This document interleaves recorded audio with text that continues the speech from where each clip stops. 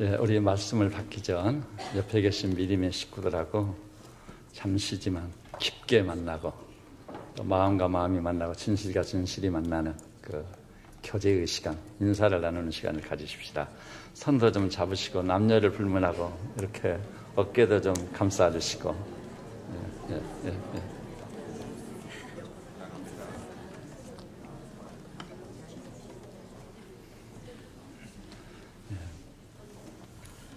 올해도 어김없이 감사의 계절이 또 찾아왔습니다. 감사절을 지킬 수 있도록 배려해 주신 하나님의 한량없이 크신 은혜라고 생각합니다. 여러분, 그 감사 이 문제를 본문을 중심으로 다루기 전에 우리 인생이란 직장 생활을 한다든지 학교 가서 학업을 듣는다든지 가정을 꾸민다든지 우리 인생이 경영하는 모든 일이 궁극적인 목표가 어디 있겠죠? 행복하자고 하는 것이지 않겠어요? 행복. 그러면 여기서 이런 질문을 해봅니다. 누가 가장 행복할까? 목표를 달성한 사람? 아닌 것 같습니다. 그 목표를 달성하겠다고 불철주야 달려가는 사람들, 그 얼굴에는요 별로 행복이 없어요. 그 목적을 달성해도 무슨 행복이 없어요. 더한 것을 요구하는 것입니다. 또 성공지상주의니까 성공한 사람들, 성공했을 때 물론 잠시 잠깐 행복이 지나가긴 합니다. 그러나 그 성공을 지켜내기 위해서, 더한 성공을 거두기 위해서 탐심의 작용인 것이죠. 그 얼굴 전체적으로 관찰해 보면 아주 불행한 걸 느껴요. 제가 기독실업인에 오랫동안 이 하요 아침 종로에서 모이는 그 모임을 인도를 해봤습니다. 새로운 분들도 많이 계시는데 변호사도 있고 기업인도 있고 그런가 하면 별이사라든지 자기 나름대로 목적을 이루고 다른 사람과 비교해서 볼 때는 다복하다는 사람들이 모여 있어요. 그런데 그 중에서 진정한 믿음을 가진 형제 자매 몇몇 사람을 제외하고는 그 얼굴이 험악한 세상에서 부대끼며 사느라고 결코 행복하다가 말할 수 없는 것을 봅니다. 근데 누가 가장 행복할까? 아마 우리나라에서 행복의 반대말은 불행이라는 건데 불행의 대명사라고 할 수 있는 사람들 표정과 얼굴로 우리가 분별해가지고 본다면 아마 대기업 회장님들이 제일 불행한 것 같이 보여요. 애국을 갔다든지 그래서 이 공항에서 휠체어에 몸을 의지하고 나오는 모습을 보면은 표정이 없어요. 별로 기쁨이 없어요. 기업인으로서 더러 자신감이 있는 사람이 있는데 행복과는 좀 거리가 먼 것 같아요. 그 다음에요, 정치를 통해 우리 한국에서는 그러지 않아요. 국회의원 된다는 거 의정단상을 향해 뛰고 있다고. 지금 총선이 가까우니까 의정단상을 향해 뛰는 사람들이 많은 것 같아요. 제가 그런 사람을 학원장이었는데 만났었습니다. 그분이 저보고 그러다 저는 의정단상을 향해 뛴다고. 그런데 제가 이렇게 말해주고 싶었어요. 당신 같은 사람이 의정단상에 서게 된다면 이 나라의 백성이 얼마나 불행할까. 우선 당신부터 행복을 누렸으면 좋겠다. 그런 사례가 너무 많아요. 여러분, 정치인들 싸움판을 우리가 구경하고 있지 않아요. 아마 가장 불행한 분들이 그분들이 아닐까. 그리고 입에 담는 말들을 분석해 보니까 제 판단이 틀리진 않을 것 같아요. 그죠? 입에 담을 수 없는 말들을 하는데 저분들을 어떻게 해야 될까? 못내 걱정스럽더라고요. 그럼 누가 가장 행복할까 했을 때 저는 감사로 자기 마음을 채운 사람이야말로 진정한 의미에서 행복하다고 믿어 의심치 않습니다. 그럼 목사님, 감사할 게 있어야 감사하지요. 좋습니다. 설계의 황태자 유명한 스펄전 목사님 이렇게 얘기했어요. 하나님께서는요 촛불에 감사하는 사람에게 전기불을 주신다. 전기불에 감사하는 사람에게 별빛 반짝이는 하늘을 주신다. 또 별빛 반짝이는 하늘에 감사하는 사람에게 이제는 무엇을 주시겠죠? 찬란한 태양빛을 주시는 줄 믿습니다. 근데 우리는 적은 것, 사소한 것은 수에 치지도 않아요. 안중에도 없어요. 저는 잊지 못할 것이요. 제가 이 교회를 개척해서 세우다 보니까 개척 초기에 너무 힘들고 어려웠어요. 물론 경제적으로도 어려운 것이죠.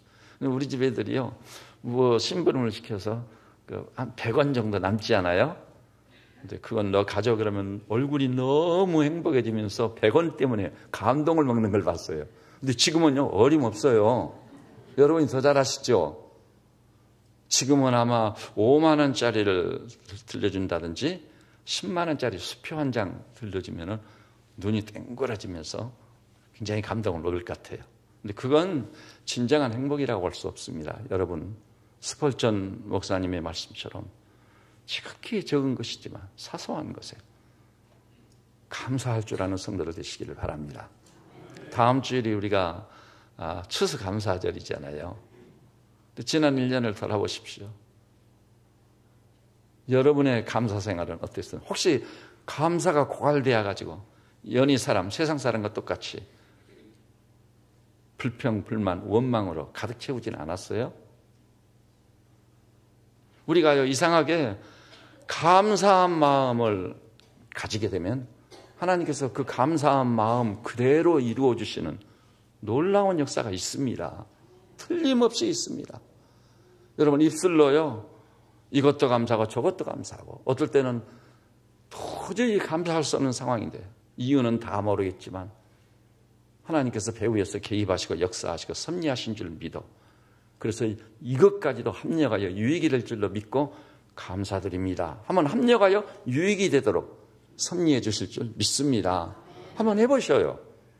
여기 서 있는 담임 목사가요, 그것을 경험했겠습니까? 안 했겠습니까? 제가 말씀드렸죠. 아무리 기록된 성경이지만 제가 실제적인 삶의 현장에서 경험이 되지 않은 것을 함부로 얘기하진 않아요. 그냥 그것은 자기 기만이요. 복음도 아닌데 복음이라고 외치는 것은 사기 행위지 않아요. 생활 속에서 실제로 체험되고 경험되었던 것. 내가 살아보니까 그 말씀이 맞더라. 하나님의 말씀이더라. 그런 말씀만 전하도록 주력하고 있는 것입니다. 그래서 지난 1년을 돌아보면서 여러분의 감사 생활을 한번 진단해 보세요. 검증해 보세요.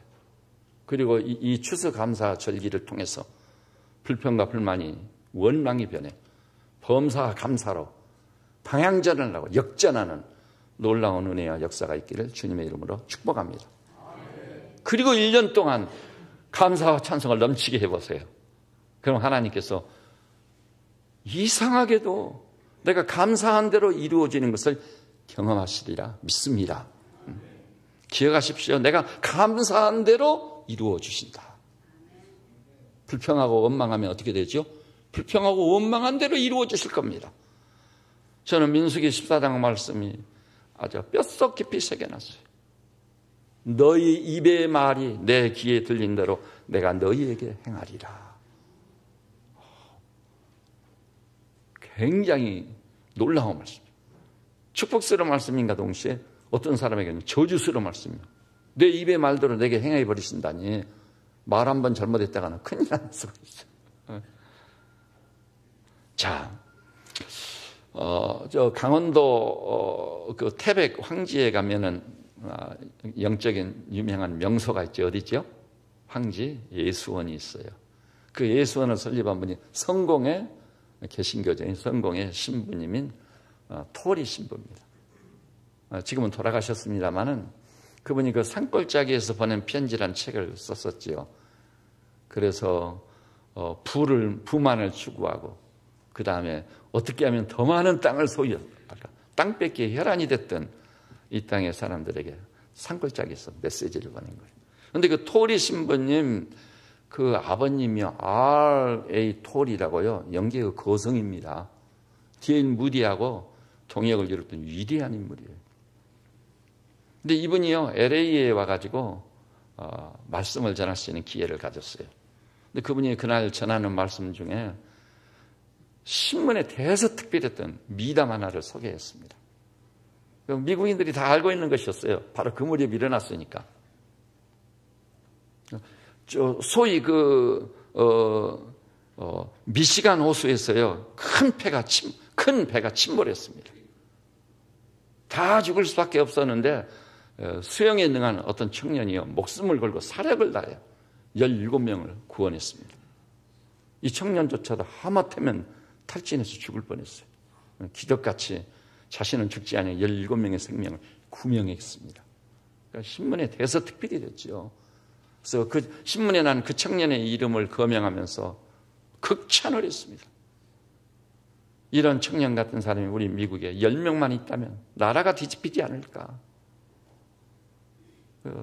예배 집례를 마치고 이제 나갈 때 교우들하고 이렇게 손을 잡고 교제를 하고 악수를 나누는데 한 청년이 오늘 목사님이 말씀하신 그 청년이 바로 접니다. 엄청 충격을 먹었어요. 너무 반가웠습니다. 그래서 손을 꼭 잡고 흔들면서 정말 반갑다고. 그래 교우들에게 막 나가는 교우들에서 내가 설교 중에 그 미담을 소개했었는데 그 미담의 주인공이 바로 이 청년이라고. 그러면서요, 목사님이 뭔데 궁금한 게 있어요. 자, 사력을 다해 17명을 구명했으니까 그때 무슨 느낌이 있었을까? 그래서 청년이요, 17명을 구명할 때 그대의 느낌은 어땠었는가? 그러니까 이 청년이 이렇게 대답하는 거예요. 특별한 것을 느낀 것은 없으나 한 가지 이상한 것을 발견했는데 17명을 구명했는데도 불구하고 그중에 한 사람도 내게 와서 고맙다고 말한 사람이 없었노라고. 그래서 그 얼굴이 아주 쓸쓸하고 슬픈 기색이 지나가는 거예요. 이 얘기를 들으면서 우리는 죄로 오염된 인간성이 감사와는 얼마나 거리가 먼 삶을 살고 있는가. 그렇습니다. 감사를 잃어버린 세대예요. 감사를. 그래서 그냥 사람들 흔히 하는 얘기가 뭐라고 하죠? 은혜는 물에 새긴다고. 감사를 잃어버린 세대를 말해주고 있는 것입니다. 혹시 이 중에서 아직도 목사님 내 행패가 내 처지를 몰라서 그렇게 말씀하면 나는 눈만 뜨면 불평할 수밖에 없고 원망을 쏟아낼 수밖에 없습니다. 목사님도 내 처지에 서보세요. 할 말이 없으실 거냐? 그러시겠습니까? 저라고 그런 어떤 상황에 있어 본 일이 없었을까요? 많이 있었습니다. 근데 저는요, 이런 얘기를 드리고 싶어요. 한번 따라서 해볼까요?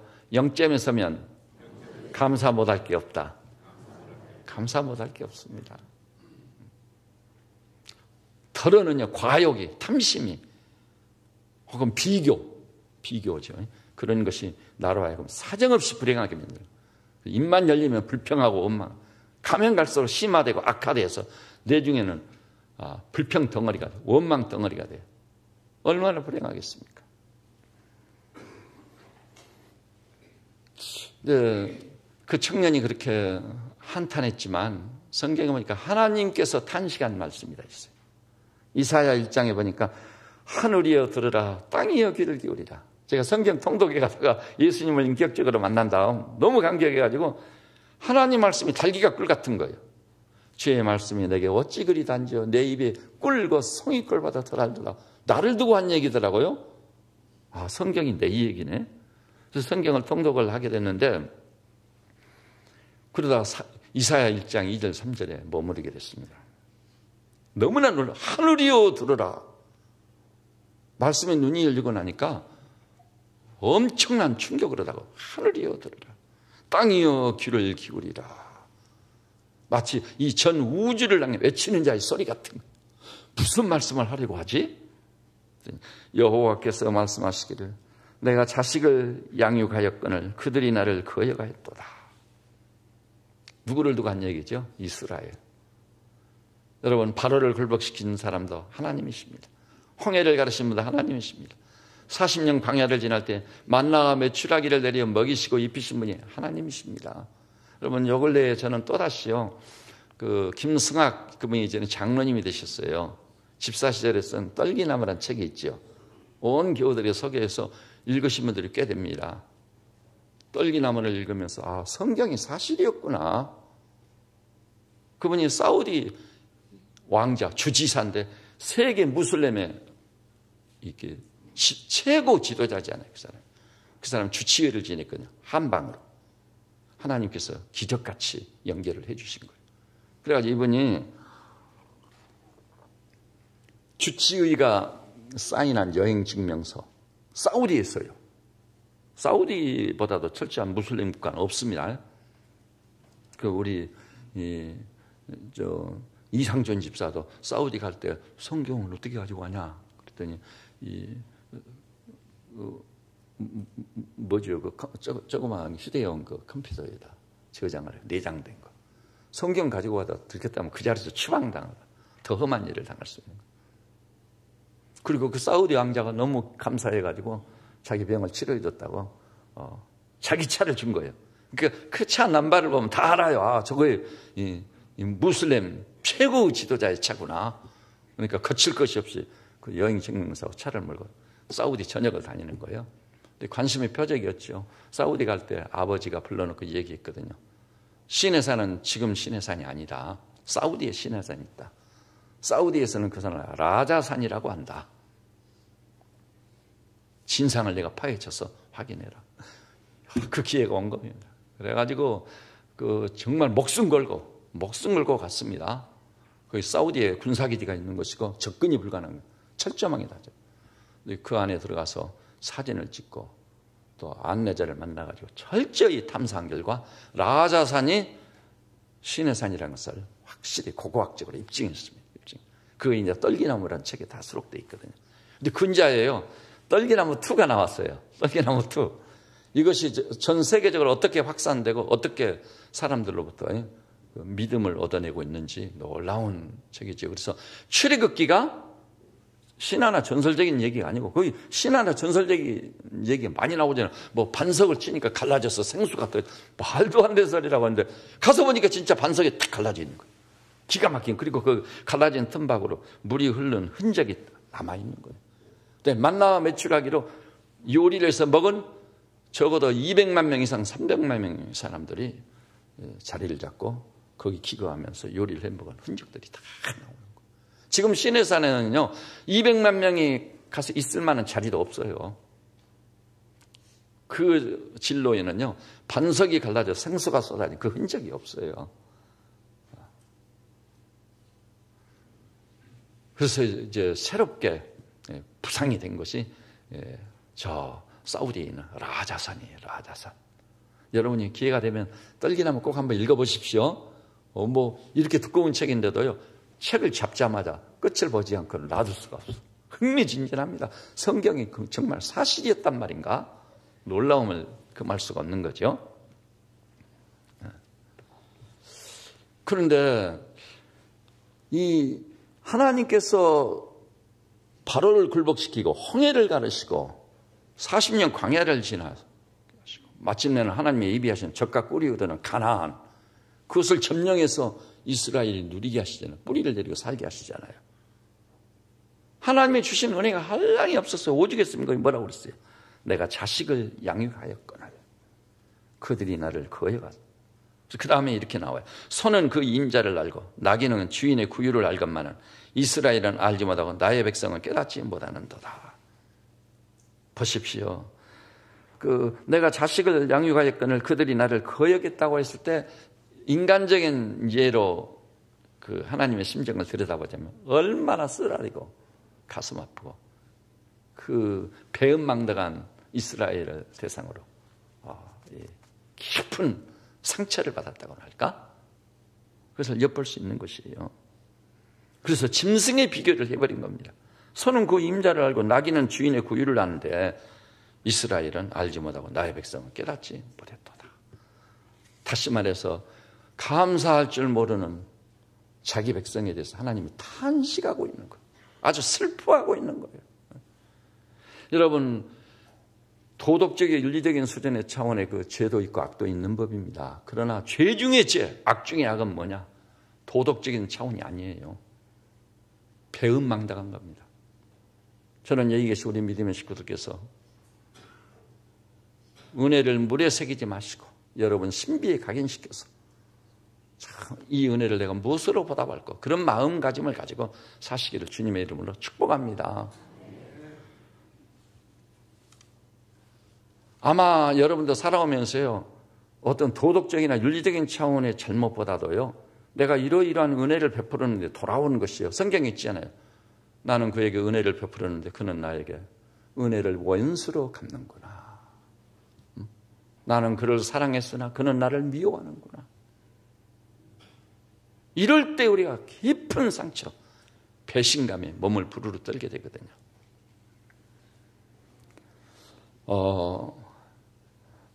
저도 제 인생을 이렇게 돌아보면요, 저에게 은혜를 입힌 사람들이 참 많습니다. 그 은혜 속에서 산 것이죠. 그 은혜 속에서 오늘에 이르게 된 거예요. 근데 무엇보다요, 하나님의 은혜는 측량할 길이 없어요. 그래서 제가 시편을 읽다가 그 말씀이 머무르게 된 거예요. 하나님이 내게 베푸신 은혜를 내가 무엇으로 보답할꼬. 신약은 또 사도 바울이 뭐라고 그랬죠? 이렇게 말씀했어요.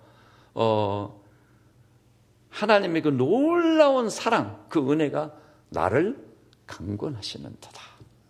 여러분, 최고의 행복한 삶은요, 은혜에 떠다밀려 사는 삶입니다. 따라서 합시다. 은혜에 떠다밀려 사는 삶을 살자. 그러려면 그 은혜를 깨달아야 돼요. 에베소 1장에 보니까 우리 구원의 은혜를요, 은혜의 영광을 찬미하게 하려 합니다.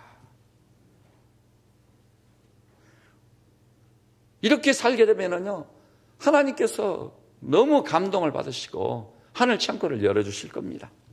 내가 예기치 못한 길을 뚫어주시고 장애물을 제거하시고 장벽들을 무너뜨리시고 주의 대로를 열어보이실 줄 믿습니다. 오늘 이 본문이 이런 감사, 은혜 이런 것들을 가르치는 가장 놀라운 본문 중에 하나입니다. 본문 내용이 무엇이죠? 나병 환자 10명이 예수님을 만나는 사건. 여러분, 나병이라는 것이 얼마나 무서운 천행인지 아시죠?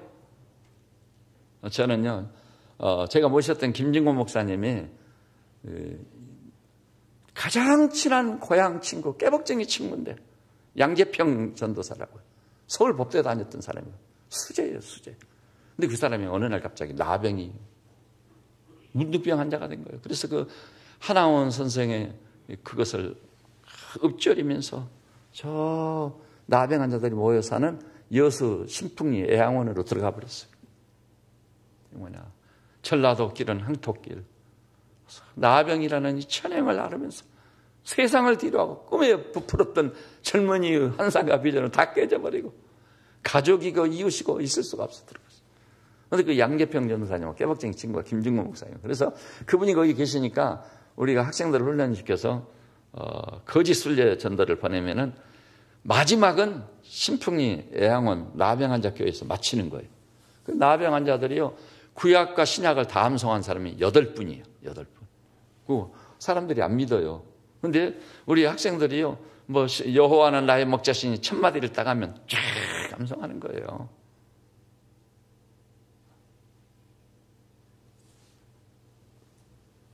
그런데 그래서 제가 나병 환자들하고 가까이 지낼 기회가 돼가지고 어느 해는 엑스플로 74를 하는데 그 신풍리에는 나병 환자들이 돼지를 쳐가지고 팔아가지고 돈을 만들어서 도움이 되라고 돈을 가지고 올라오신다는 거예요.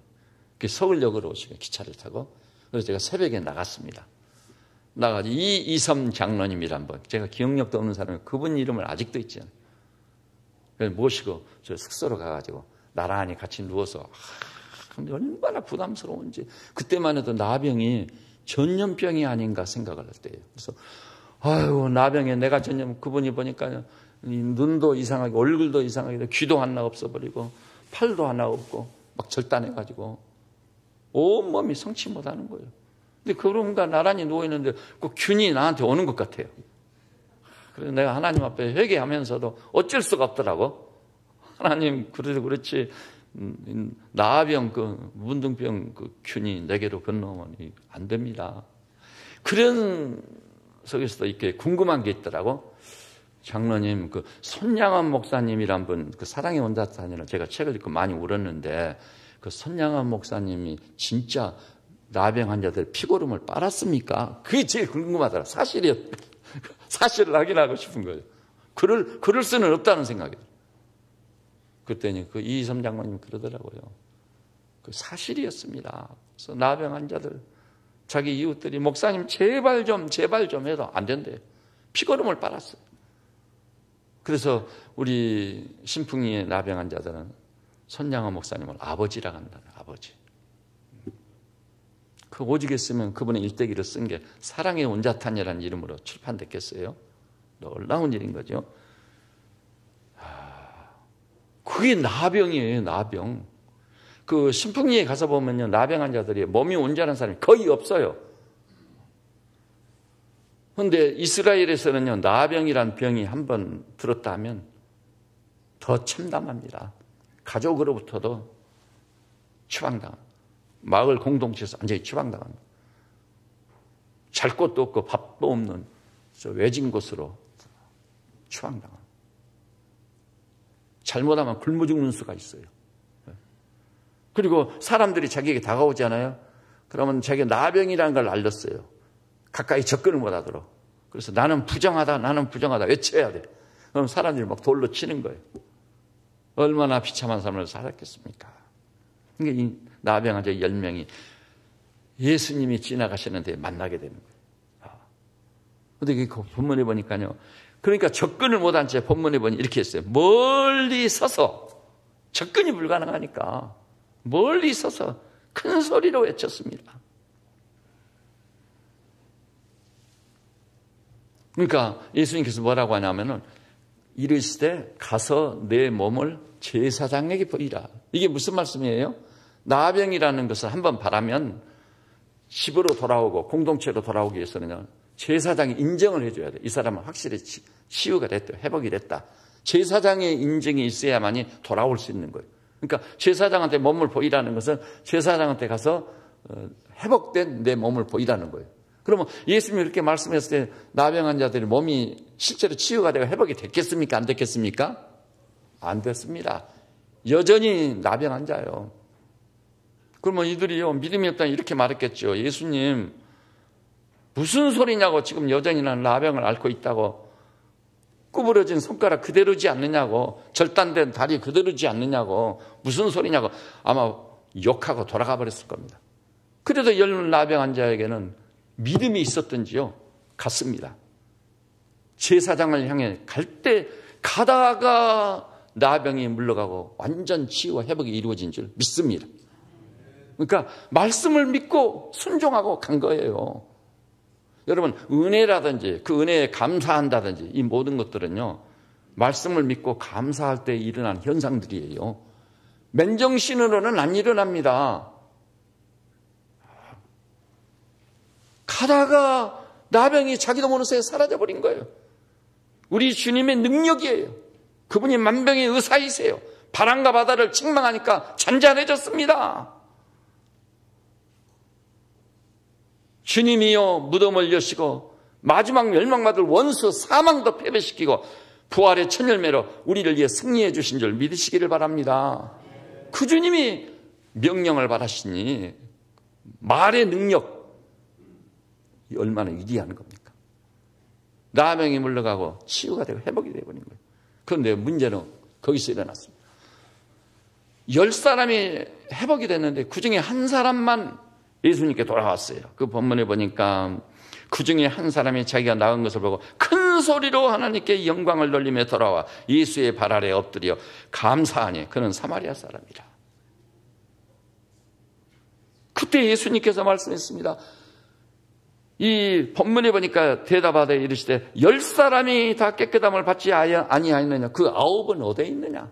감사를 잃어버린 세대에 대한 엄청난 책망입니다. 질책하고 계십니다. 10사람이 회복됐는데 그 9은 어디 갔느냐. 감사를 잃어버린 이 세대를 질책하고 책망하면서 감사를 잃어버린 세대를 그래도 찾고 계시는 거예요. 그러니까 여기서 우리가 비유적으로 좀 그 계산적으로 해본다면 주님이 이 사건을 되게 넌지시 보이는 것은요, 죄로 힘든 우리 인간에게는 10중 한 사람만 감사할 수 있는 사람이다. 저는 여기 모인 우리 세빛자는 믿음의 식구들은요, 10중 한 사람 속에 드는 감사하는 성도들 되시기를 주님의 이름으로 축복합니다. 한번 옆에 계신 우리 교우들하고 인사 좀 나누세요. 범사에 감사하며 삽시다. 한번 인사 좀 나누세요. 네.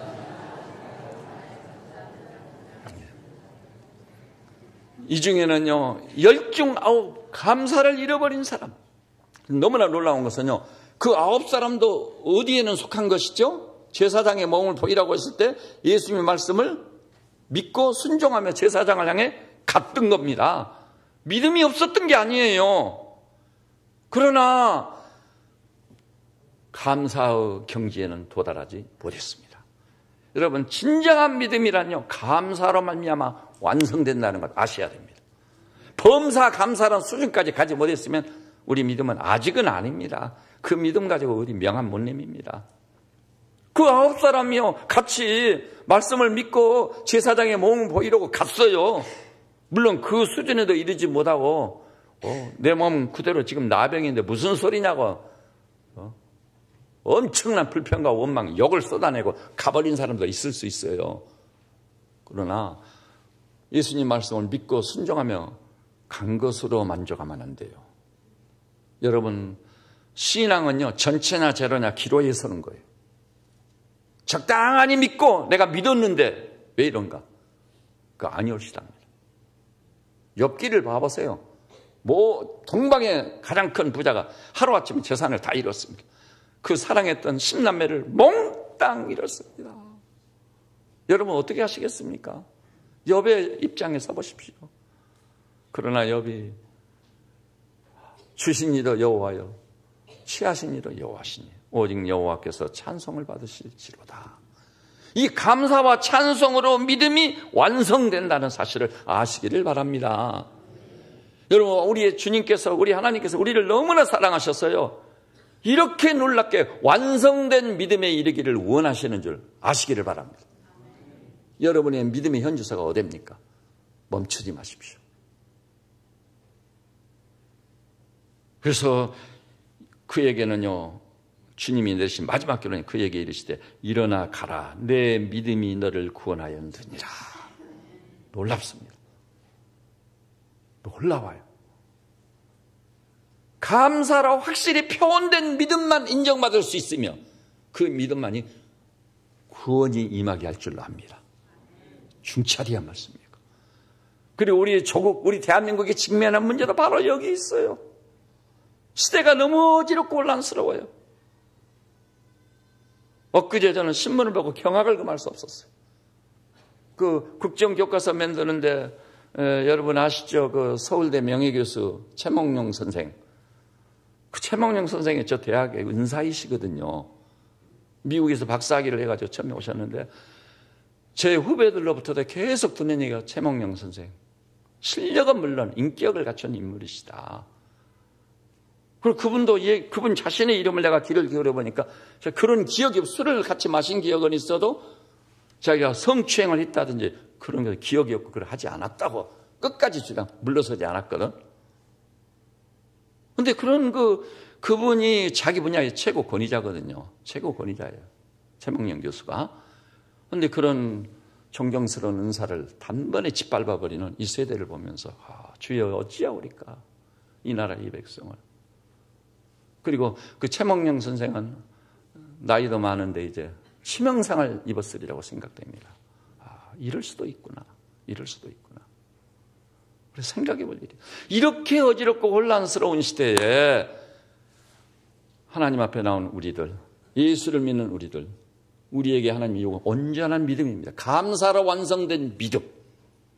그래서 이제 우리 믿음의 형제 자매들이 직장이면 직장, 사회생활이면 사회생활 하면서 만나는 모든 사람에게 기회만 되면 여러분의 입술로 감사를 쏟아내고 감사할 수밖에 없게 환경과 조건을 섭리하시는 우리 하나님께 이 한 사람의 이방인 사마리아인처럼 여러분이 하나님께 존귀와 영광과 찬송을 올려드리는 진정한 이 시대의 그리스도인들이 되시기를 주님의 이름으로 축복합니다. 기도하십시다. 주님, 오늘 주의 날입니다. 부활의 큰 날입니다. 사람들은 이 날에 쉬기도 하고 가족끼리 시간을 보내기도 하고 여행도 합니다. 할 일이 너무 많고 오라는 것이 너무 많습니다. 그럼에도 불구하고 그래도 하나님을 향하여 성소를 향해 올라왔습니다. 여기 예배에 동참한 형제 자매님들, 주님 말로 할 수 없는 사랑의 품에 안아주시고 상처받은 심령들을 싸매주시고 그리고 주 안에서 잃었던 지각에 뛰어난 평강을 회복하게 해주시고 오 주님, 감사와 찬송을 넘치게 하는 완성된 신앙 인격자들 되도록 축복하여 주시옵소서. 그리하여 우리 형제 자매님들이 입으로 쏟아낸 감사대로 이루어 주실 주님을 찬송하고 찬양합니다. 이 모든 일로 말미암아 우리 하나님께서 홀로 영광 받아 주시옵소서. 예수님의 이름으로 기도드립니다.